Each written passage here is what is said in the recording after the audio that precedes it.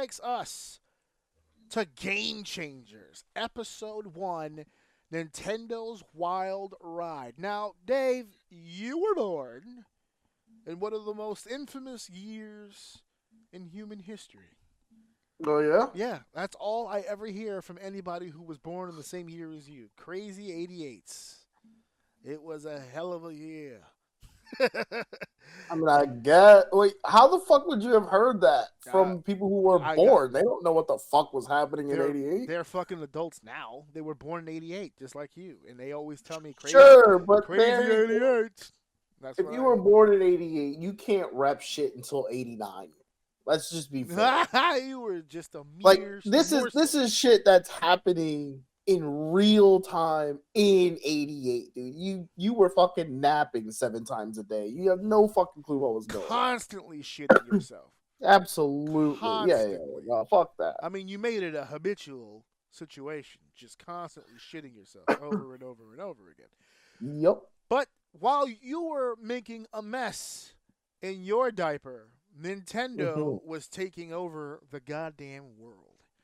Now, They were apparently. yes, apparently, if you listen to them tell the story, and I did, they Oh, I did. they fucking dominated. Now, I wrote some notes. I Coach, don't know about dominating. You might be going a little heavy on that. listen. We'll talk. Go Their, ahead. that's their words. They Uh, changed the game. this doc kind of showed me different.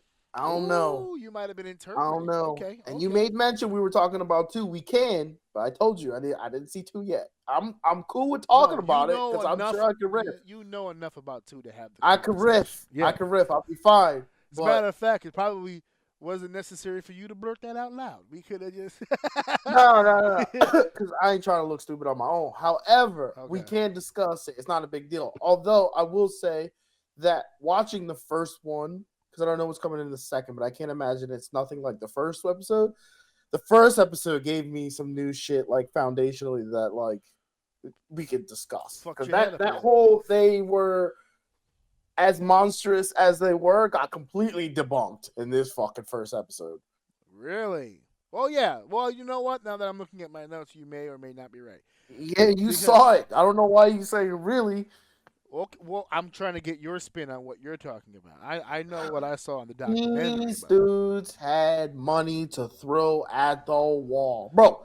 Take that situation that we saw in the beginning about the whole, like the foundation of that family's company and like where they started and what they started doing, like selling the trading cards and trying to figure out what to do. They were doing toys and stuff like that. They were investing in shit just to invest in it. The amount of L's that they took to get to one of the biggest W's in history. Bro, yeah, but that because of 2 things. 1, lack of competition, and 2, because of resources. Because if they were done that shit today and bombed the way that they bombed, they would be fucking over. Right? Like they were bombing, but in my opinion, they were bombing behind closed doors. So it's like their reputation wasn't never really getting tainted throughout the failures that they were making. Because people just really didn't give a fuck about it, right? You know like it just was what it was. You know what, though? I can make a strong argument that while you are correct, they had a lot of earlier failures. And by earlier failures, let me clarify, because they didn't get into the video game industry until way later. They were a company in and of itself way earlier. You said yourself, they were a toy company originally. They sold Hanafuda playing cards. They had the ultimate hand, that little push lever thing that does the grabby thing. I was like, that's pretty cool. They had a love tester. They were trying to like match. They had a lot of dumb shit. Yeah, they had a lot of dumb shit, and they had their fair share of L's. But as far as the video game world is concerned, they threw a phrase out there that I didn't really even know about. A couple of them said it a few times, and then the white guy, Bruce Laurie, he was the former VP of Sales Nintendo of America. He was using the word crash of 83. And I guess I had glossed over it because he kept saying it. I was like, did I miss it? What the fuck is... And I went back. Apparently, Atari and Television, Colloquial Vision, Bomb. Vectrex, Pong. They had several systems out that flooded the market with essentially the same shit. They were all putting out versions of Pong. They were all putting out versions of Pac-Man. They were all putting out versions of Space Invaders. And because they flooded the market so much, everybody got sick and tired of it, and the fucking actual industry fucking plummeted to the fucking ground. Sure. But, Absolutely. but this happened before Nintendo took off. Absolutely. And that's why they catch the W. Yeah. And that's why I say the resources carried these motherfuckers through their failures. Right. Because all the while that America is bombing on doing what America does, get their fucking hands on something and drill it into the fucking ground, which is why you need patents and things like that to slow these motherfuckers roll. Because the second something gets leaked out that it's good and it's being, everyone's trying to get a cut of the fucking pie. Yep. So, and that's foreshadowing because even today, Nintendo has things that lock their company's stuff under lock and key where like people can't really get a hold of it. And this has just been an avalanche from this thing where they've failed tremendously on so many aspects, but for whatever reason, and I say that, take that with a grain of salt because obviously they're not going bankrupt. So they're doing something right, right? But like you're saying they had a hell of a head start. They had to have had the resources to fail that many times. It looks like because they didn't pinpoint it, but if I had to, it starts off with the grandfather already being the head of the company. If I can have context clues, I would say that although they bombed on their endeavors, they always had income coming in. Yeah. So they took risks, but they never went all in. That's what I'm going to assume. Yeah. Because there's no way you bomb this much going all in. So they did what they did business-wise, but they also took a lot of risks. While they were bombing in this aspect across the globe, there's this phenomenon happening that stemmed from Japan. We went over this before in the last one with the arcades. And the arcades and the gaming and stuff came over. They tried to get into the home. So they started putting Atari and shit out. And it just completely bombed. Today, it's obvious Atari's ass. It's a ball that bounces. It's ass today. It was ass then. It was cool because it was new, but it died really quick. Yeah. There was no content to it. It was boring. It died really fast. And at that point, though, that shit was expensive. So I'm not buying another console. This shit is ass. Yeah. So the only way that anyone, and even with this, they say in this documentary, even with this, they still almost didn't get it. Yeah. And then they ended up doing? And then Game & Watch. The thing that they did, the Game & Watch too. But I'm gonna glance over that really quick because that was Nintendo finding their first success in a matter of, again, no one's doing it, right? That Game & Watch. The reason why I'm jumping over is because that was like a small. Don't get me wrong. It was a small blip. It was one of those things where like, okay, we're selecting this path because we know it works, and it's kind of untapped. So we just got to figure out how to do it. So it was successful because of that Japanese market of people just doing nothing on a train. But it wasn't. It was only revolutionary in the mindset of, okay, we can do something can come. We have something. Yeah. We just need to figure it out. That's why I'm kind of. I love the story of I saw a bunch of people on the train playing with calculators because they were bored. We were like, oh, how can we? Fuck playing with a calculator. These dudes were like literally stuffing them into the train like cattle. How do you even have room to do anything with a? But whatever. I digress. You make it happen, bro. But the main point I'm trying to make here is that they were able to sit back and watch something fail. And once they saw that failed, but they had the idea from the Game & Watch, that gaming does work, how do we revolutionize this? And the only way for them to do it is to make it more compelling and make it more fun. And they were able to, and if you see the difference between Super Mario and Pong is night and fucking day. And even then, nobody wanted to touch it because how much money they lost. And it took that one motherfucker at Toys R Us to set the world on fire when it comes to gaming by saying, all right, you're going to make our money back with this because we lost so much on this shit. Yeah, that was an interesting part of the story because he kept getting that. Him being Bruce, he was trying to sell the Nintendo to people, and nobody was biting. They had that Atari PTSD. Yeah, and it had nothing to do with the Nintendo look not being good. It looked amazing. I love the It just didn't want Famicom. to take the risk. I love the Famicom, the console that became Nintendo, because I know of Famicom. I've seen the pictures or whatever. I obviously didn't have one, but I remember knowing of it. I didn't realize it was short for Family Computer. I was like, oh, Famicom, get it. And my son yelled at me because I'm watching it on the side. I'm on the. It was a really sad sight. We're horrible Americans. My wife's watching the TV. My son's on his laptop, and I'm on my laptop. We're on the same couch, and we're all listening to each other's shit. And my son saw the Game and Watch, and he looked at me. He goes, "See," because he plays a lot of Super Smash Bros. And Game and Watch, the character from Game and Watch, is in Super Smash Bros. So I was like, "Who the fuck is Mr. Game and Watch?" And he was trying to give me the lecture because he knew what it was. So when I was watching the documentary and the game came up, he was like, "Look, see, he's an old Nintendo character." I was like, "Oh." It's the same thing with the robot. Yeah, he did that. He did that to me when Rob showed up. He was like, "See, it's Rob." I was like, "God damn it." It's Rob. Makes sense. It's him. That's the Big guy. Rob. So, wrote another thing here that I thought was kind of interesting. They broke down the word Nintendo.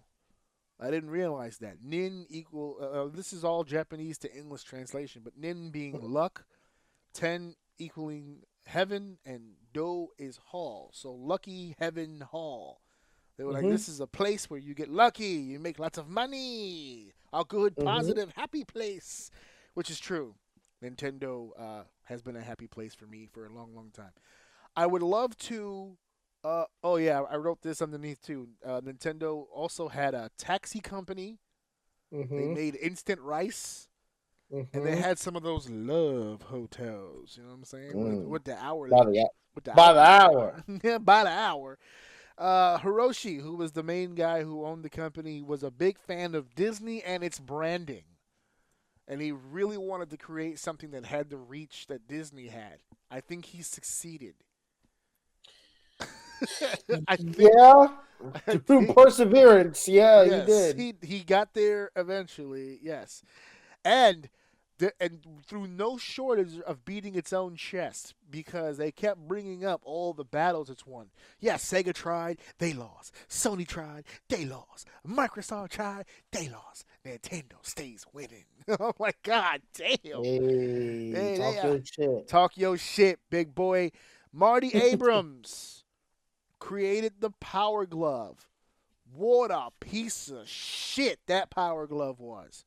Hold on, though. He was persuaded, okay? And we learned that in here. He was on the right track, and listening to him say that was supposed to be an entire console on its own. Yes, I know. I saw that part. Tells me that this man was robbed because some Yahoo over at this big game company called Mattel over here decided, why do we need to do that? We could just sell the glove. So basically, what he's saying is... That's exactly how he sounded when he said it. Basically, when what happened is the shit that kind of happens today, right? And this is more foreshadowing for the way Nintendo moves and operates. They do not move and operate like most AAA companies or companies, Microsoft, all these people that have deadlines. You're going to produce by this deadline regardless. And the way, whatever it comes out, you're going to sell it and you'll patch it as time goes on. That is not that they pretty much stay away from that stuff. And after hearing this, I kind of feel like this is where it stems from because and you can see it on his face how fucking mad he is about the fact that it bombed.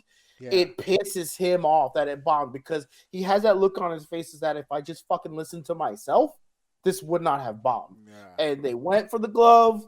They took out the rest of the part that was supposed to be a part of it. Well, I'm assuming some type of console because that's kind of what he made reference to. Yeah, I think they showed a picture of it. Yeah, It was supposed to be and a they whole console. just went with the glove because they thought alone that that should be more than enough to make money now and not wait to develop this other thing. And boy, did it shit the bed. Well, he got his victory many years later Many when years. they came crawling back on their hands and knees for that tech because they had a little project called the Wii that they were Mm-hmm. working on. That one worked a lot better than whatever the fuck. But you know why it worked better? It was the full fucking console. Right. It was the full Which is fucking console. more, which is probably even more why he had that face. Like, dude, we could be at we 10 by now with tech way more advanced if we just finished the prototype and kept going and not prolonged it for however long it took for them to come back around to it. The crazy part is them having that tech at that point when games weren't even really like you could see they were always in that secondary, what do you call them, peripheral idea where they were always trying to innovate on their system with new ideas, and Yeah. they still do that shit today. Yeah, they do. They had the brief success with the Game and Watch system, and I know that you're saying that it was a it was a success, but not to where it wasn't a huge success. I think that's comparative. If that would have been the only success that it had, I think it would have been great. But I think when you compare it to the success that they eventually ended up having, you go, yeah, that was kind of a blip on the radar compared to what was coming up. But this Game and Watch was a handheld device, like the guy said, about the size of a credit card. You could travel with it, but they had bigger, loftier dreams. They said, no, no, no, we need something inside the home, and we can't Mm-hmm. call it a video game system. We'll get roasted, so we'll call it the entertainment system. It's the family entertainment system. And then they played the logo, and I was like, "Oh, I remember that, the entertainment system." I didn't realize that was the Mm-hmm. reason they called it that. And it made me think of Vince. Sports entertainment. Yeah, it's the same thing I It said. made me Yeah, think of Vince, and when I sat there, I'm like, bro, it's crazy that like, the parallels. yeah, like I almost as if like one my brain goes to one of two things is like, is it a shared idea It's or an marketing. ideology Yeah, that like high level people kind of knew in that era? It's like they knew like we need to. I mean, kind of yes and no, right? Like I'm answering my own question because it's like the highest level of brains always knew that like the niche is not enough. We need to open to as many people as possible. It's crazy how we've done a complete 180 where if you like talk to a lot of business people, they're like, you got to find your niche. You know yeah, what I mean? But like to scale, you need to be open so right. that so many more people can come in. And when he said that, I'm like, damn, Vince was like, and I'm sure there's plenty more people that are huge today that were building at that time that probably had the same exact mindset of just like everyone's got to be involved or we're not going to scale this at all. Yeah, yeah. So they had the Game and Watch system, which was a bit of a success, and they tried to go into home consoles. They tried to go bigger. They actually, before they got to the home console, they started coming up with game cabinets. And if you're an old school gamer, that word cabinet holds a special place in your fucking heart. But they came up with Radar Scope, which was an unmitigated failure. Now, you were talking before about their failures leading into the video game world. This was their first failure in the video game world. However, when this game failed, they brought in the lefty. They brought in the businessman. I'm gonna fuck this name up. Gunpai Yoki, whatever. He brought in Shigeru Miyamoto, and Miyamoto was the guy that they referred to as video game god. Mm. He was the creator of some of the biggest games: Donkey Kong, Metroid, Legend of Zelda, Star Fox, Super Mario Bros. That's a fucking resume. That's a resume in the gaming world right there. It's pretty good. It's Go, pretty good. yeah, It's not too solid. bad. It's solid. Slight. It's solid. You know, the makers of Minecraft just have Minecraft. He has like 6 Minecrafts on his fucking. But it is what it is. So they bring him in to come in and fix some things, and like I said before, the boss is enamored with Mickey Mouse and the Disney stuff. So they licensed some Disney stuff for when they were doing the playing cards and stuff like that.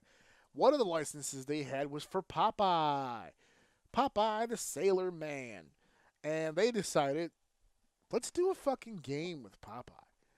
So they had some people do some research, watch a few episodes. Bing bang boom. Long story short, we end up with a playable game involved with broken ladders and disheveled this and a big Bluto on top and a Popeye trying to get to olive oil, and they said, "Uh oh, we don't have the license for this." So they made some quick changes. They turned Bluto into a giant ape. They turned olive oil into Pauline, and they turned Popeye into Mr. Video, or Jumpman, or as the man we know today, Mario. The true legend of Mario. And I cracked a smile when they told me that he was Mr. Video, he was Jumpman, and then they made a joke about the fact that the character looked a lot like the warehouse owner all the games were in, and his name was Mario Sagali. Bro, if I'm him, I'm like, yo, where's my cut? That's bro? the first thing I turned over to my wife and I said, said, yo, I need 2%. I need 2%. I would take 2%. I'll take 1%. But I'm not gonna tell them that though. I'll negotiate. No. Negotiate. Yeah, we worked out. Yeah, we'll work to be honest with you, I'll stop at 0.5%. But I'm gonna start at 3. Yeah, exactly. I'm start at 3. Start at 3. That's a good solid start. That's I'll be talk me down. Is what I'm saying. Yeah. Talk me down to 0.5. Yeah, 0.5. I'll take 0.5. No, and I'm moving my ass to an island the moment I get it too. The moment that shit hit, I'm out. It's funny though because if Mario was the owner of the warehouse, where'd they get Luigi? Or did they just stay in the Italian area just to make it make sense? I don't know, but if they're smart, they won't reference who the fuck that is, because then he gonna want his 5%, his 2%. No, and we ain't giving out that much money. Here's a funny thing: that they created Donkey Kong, and of course they wanted a sequel. We ended up with Donkey Kong Jr., and we ended up with Mario Brothers. This is before it was Super Mario Brothers. I learned yesterday, or the day before, I should say, I watched it at work, that Mario Brothers and Super Mario Brothers are two completely different fucking entities. And the Donkey Kong and the Donkey Kong Jr. and the original Mario Brothers game were all on Atari. And it got me curious, and we went on YouTube, and my son found it. There's an actual commercial on YouTube for the Atari version of Mario Bros. And it is haunting. It's terrifying. They made these big ass Goombas and turtles coming out of tunnels and biting the guy playing Mario. I was horrified. I was like, this is a video game commercial? This is crazy. Yeah. They're gonna eat this man. And so they're gonna eat him, chew him up, and swat him up whole. And so they started on Atari. I always thought the Mario Brothers was exclusive to Nintendo. I didn't know that the road began on Atari. I did not realize that. But it's okay because Atari went out of business. Nintendo, like you said, not much competition at that point. Nintendo just had the infrastructure. They had the business finesse. They knew what they were doing. They worked it all out. They got those cabinets filled with Nintendo games. The actual at-home console system became super popular all around the world. I said this on another program when we were doing the top, 20 video games or whatever, and we were landing on one about Super Mario. I said it then, and I'll repeat it here. Nintendo got so big at one point that simply playing video games to people meant you were playing Nintendo. Like the older people, he's just out there, he's just in his room playing his Nintendo. They don't even know what I'm playing or what system. I remember our mother referring a few times to the Sega just as a Nintendo. You're playing your Nintendo? I'm playing Sega, bro. Yeah, watch your mouth. Respect. They got Sega. So, Nintendo, I didn't know this either. They took to your advice, And because the issue of the flooding of the market is what killed every game console before them and the crash of '83, they set a limit to how many Nintendo games they were going to release throughout the course of a year. And Nintendo had a 5 game limit, which means if you licensed your game to Nintendo, if you were Acclaimed, LGN, whatever the case may be, any of those big gamer companies, you were only allowed to produce up to 5 games for the year. Uh, a couple of companies found a way around that in subsidiaries. So if you were Acclaim and you got 5 games produced, you can create a subsidiary company, which they did call Flying Edge, and release 5 more games through that. You know what's wild too? Because they were rattling off some of those games, and I'm like, yo, all of those motherfuckers are top tier games, dude. Every single one of those games were top tier. Crushing it. But you know what popped into my head when I heard this? These companies were in a rush to get these games out. Oh, 5 as a limit for the year? That's insane. Look how long it takes for games to come out today. So, but hold on though, because this is a very good teachable moment, and this is like, not necessarily teachable. Let me pull that back. It ain't that deep, but it's just a thing to understand and notice. Like these, so it was like, it was like you got a second chance, right? So like when Atari came out and that was rocking, everybody wanted a fucking piece of it, right? Right. So everyone just went crazy and this shit blew up. Now you have this company doing the same thing again. Like you've already seen this before. So everyone has experience on what to do and what not to do, which is why I'm a firm believer, and that a lot of those games that were being mentioned were fucking bangers, were bangers for a reason, because people learned really quick about certain formulas, certain ideas. They saw what Nintendo was doing. They saw that it worked. And if you think about it, a lot of these games are Nintendo clones for the most part. Yeah. Side scroll, they do certain things, mechanics a little bit different. You have your unique ones like like Tecmo Bowl and Mike Tyson's Punch Out, stuff like that. But for the most part, even within those games, there's a formula. Right. They motherfucking figured it out. They knew what it was. And if it wasn't for the gods of Nintendo, the same thing would have happened. It would have collapsed again. Because they set that fucking limit, and only a few people found the loophole, it forced people to not focus on quantity and focus on quality. So you got better games to make it so that more people would want to buy it because of word of mouth. And I think because of that era, at least I have a biased memory, but like that era had some of the best fucking video games.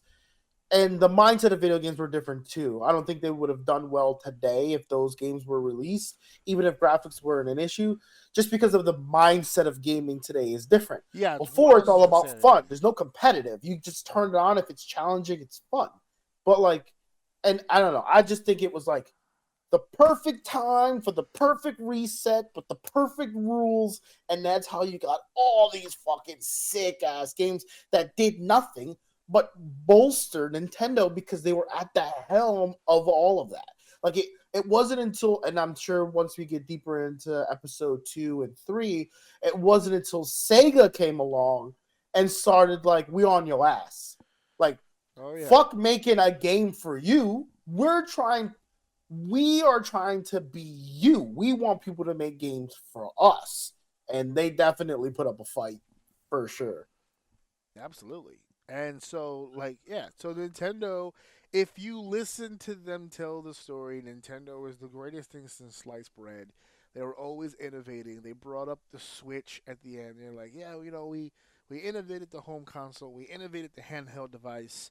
They even had people come on there. They were like, they admitted it. They were like, well, the Game Boy was dope, but Game Gear was the shit, right? Because it was a color screen, and you were able to play these 64-bit games on a handheld.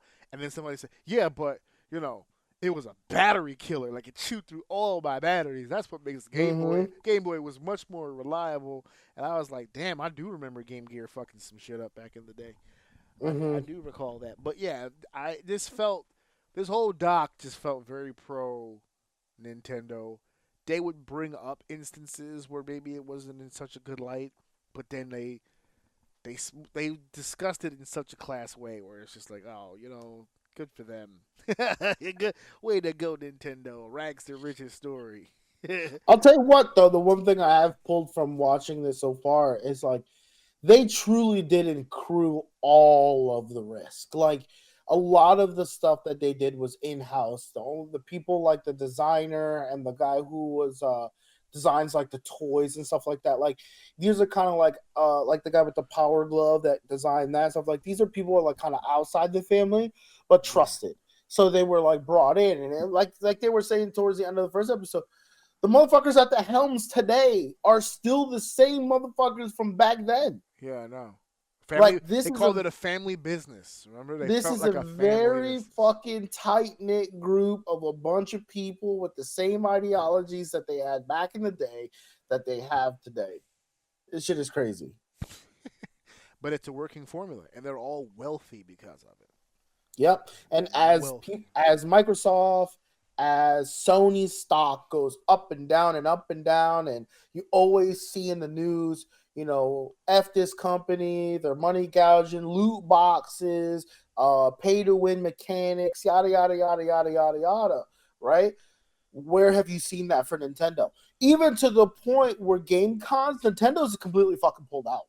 They don't do those things anymore. They have their own con. They literally was like, why are we here with these peasants?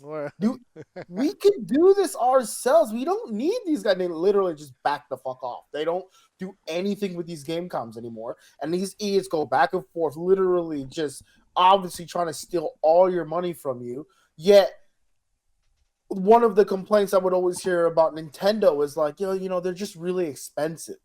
You know what I mean? Like, you can never catch any of their games on a sale or anything like that. It doesn't matter if this was fucking the original Zelda. If they're selling it on their fucking website, it's at full price. You know what I mean? Like, you'll never get a discount on it. But you also don't get destroyed when you buy the game. You own the game. You have it. I mean, they're one of the very few that still, like, has hard copy. Switches still have the little microchips. Yes. You have the option to do both. You can download your games. You can even buy more storage so that you can have more downloaded games, or you can physically go and get the cartridge. My son has both. He has downloaded games and he has a case for his cartridges, which is crazy that my son still lives in an era where he can pull out and use the cartridges, which is crazy. Yep. And that's the Nintendo is something different, man. When you really sit back and pull yourself out of like today and just kind of really look at it objectively, Nintendo has been by far the most consistent like gaming company. Like they're not doing ultra realistic shit all the time. They stay within their cartoony development and the way they structure their games. But to that point, one of the longest rating MMOs of all time are World of Warcraft, and they have a cartoony thing, right? And I've even heard developers go like, we prefer cartoony graphics rather than realistic ones because they're more timeless than doing like realistic graphics. We're the first of the generation, but like every generation after us has been raised on that animation. Yep. They're accustomed to it at this point. Mm-hmm. To the point where realism, if you think about it, the more realistic you make a game, the more bad quality it looks to certain gamers. They're like, oh my God, the graphics are shit. Yep. And even if they look good today, they're shit tomorrow, right? Like, look at the OG. I would argue Final Fantasy X was still kind of cartoony, but not really. It was more realistic than it was. Yeah. It wasn't real people, but it was trying to resemble that. And then like the Tomb Raiders and the stuff like that. In its time, like when you go to GameStop and you see the game coming out on display and you see the demo playing and shit, you're like, whoa, that shit looks like a real person. And you look at it today, it's like, yo, that is See, like even I called it cartoony graphics, but in the time it wasn't. Yeah. It was like it was advanced. Yeah, it was like, holy shit, that's a real person. Yeah. And now it's like, no.